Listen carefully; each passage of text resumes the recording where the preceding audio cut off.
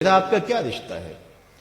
میں مختلف جگہوں پہ جاتا ہوں تو لوگ اپنی پلکیں فرش راہ کر رہے ہوتے ہیں تو میرے میں تکبر نہیں پیدا ہو رہا ہوتا اور میں سوچ رہا ہوتا ہوں اور اپنے اندر اتر کے اپنے آپ سے بار بار تو کون ہے؟ کیا اوقات ہے تیری کہ تیرے لیے جو ہے وہ لوگوں کی آنکھیں جو ہے وہ پاؤں میں بچتی چلی جا رہی ہیں اور چھونے کے لیے لوگ بےتاب ہیں؟ کیا تو ہوتا کون ہے؟ تو پھر میں یہی سوچتا ہوں، اندر سے آواز ہی آتی ہے کہ تیرے میں کچھ نہیں ہے لیکن تیرے لبوں پہ نام حضور کا ہے، تو اس نام کی وجہ سے ہمارا رشتہ ہے۔ آپ کے لیے میرے دل میں جذبات ہیں، محبت ہیں۔ میں ساری رات کا تھکا ہوا بھی صبح دوڑ کے آپ کے پاس آ گیا۔ آپ سے مجھے کوئی غرض ہے؟ آپ سے میں نے کوئی پیسے لینے ہیں؟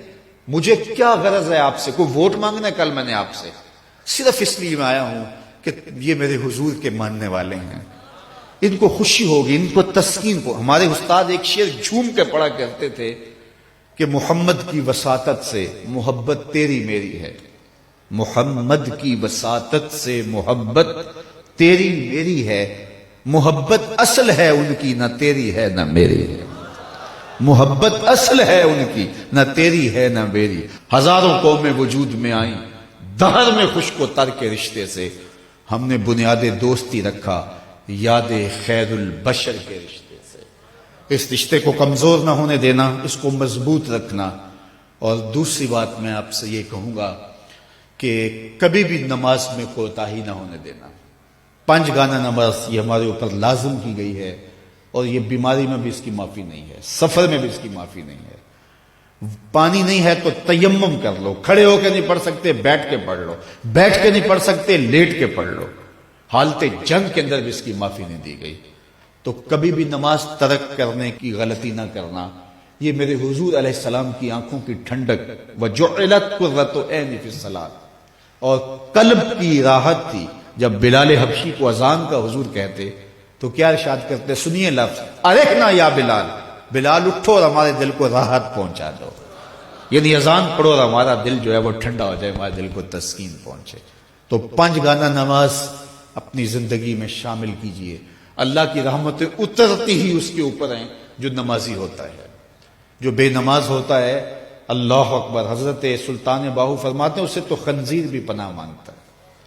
اور شیخ سعدی بولے اسے قرضہ نہ دو جو بے نمازی، اس لیے کہ وہ رب کا قرض ادا نہیں کرتا، تمہارا قرض کیسے ادا کرے گا۔ اور حضور غوث اعظم رضی اللہ تعالیٰ عنہ جن کی 11ویں پکاتے ہیں، وہ کیا کہتے ہیں؟ فرماتے ہیں بے نمازی کو مسلمانوں کے قبرستان میں دفن نہ کیا جائے۔ کتنی بڑی بات ہے، من ترک الصلاۃ متعمدا فقد کفر جہارا، فرمایا جس نے جان بوجھ کر نماز چھوڑی گویا اس نے اعلانیہ کفر کیا۔ قیامت کے دن بندے سے سب سے پہلا سوال نماز کا ہوگا۔ قرآن بتاتا ہے کچھ لوگ کھینچ کے گھسیٹ کے جہنم کو لے جائے جا رہے ہوں گے، لوگ ان کو ملیں گے، ان کو کہیں گے ما سلککم فی سقر، تم جہنم کو کیوں جا رہے ہو، کیا ہوا؟ تو وہ کیا کہیں گے؟ لم نک من المصلین، ہم نماز نہیں پڑھا کرتے تھے، اور بہت اچھے اعمال تھے لیکن نماز نہیں پڑھا کرتے تھے، آج جہنم میں جانے کا سبب یہ ہے۔ میں اللہ کی بارگاہ میں دعا بھی کرتا ہوں اور آپ سے اس عزم کے اظہار کی امید بھی رکھتا ہوں کہ آج کے اس اجتماع میں آپ عزم مصمم کریں کہ آج کے بعد نماز نہیں چھوڑیں گے انشاءاللہ۔ اتنے زور سے کہیں کہ شیطان کا کلیجہ پھٹ جائے۔ 5 گانا نماز شعار زندگی میں۔ مسجدیں بتائیں کہ ایک اجتماع ہوا تھا اسوہ رسول کے نام سے، اور یہ جو مسجدوں کی رونق بڑھ گئی ہے یہ اس اجتماع کا نتیجہ ہے۔ تو پھر یہ سامعین اور یہ منتظمین خوش ہو جائیں گے اور یہ خبر میرے کانوں تک پہنچی تو مجھے بھی خوشی ہوگی، یار میں نے اور انہوں نے کیا خوش ہونا ہے، آمنہ کے لال خوش ہو جائیں گے کہ ان لوگوں نے 5 گانا نماز شعار زندگی بنا لیا ہے۔ ہمارے بزرگ فرمایا کرتے تھے سونے سے قبل 5 انگلیاں بھی گن لیا کرو اور 5 نمازیں بھی گن لیا کرو۔ اگر 5 نمازیں پوری ہیں تو اللہ کا شکر ادا کیا کرو۔ کسی کا حق غصب نہ کرنا، کسی کو تکلیف نہ دینا، حقوق العباد کی سختی سے پابندی کی تلقین کی گئی ہے۔ جس نے کسی کے صرف 3 پیسے مارے، 3 پیسے، قیامت کے دن اس کی 700 نمازیں جو جماعت کے ساتھ پڑھی لے لی جائیں گی۔ 700 نمازیں صرف ایک ٹگے کے عوض میں لے لی جائیں گی، 3 پیسوں کے عوض میں لے لی جائیں گی۔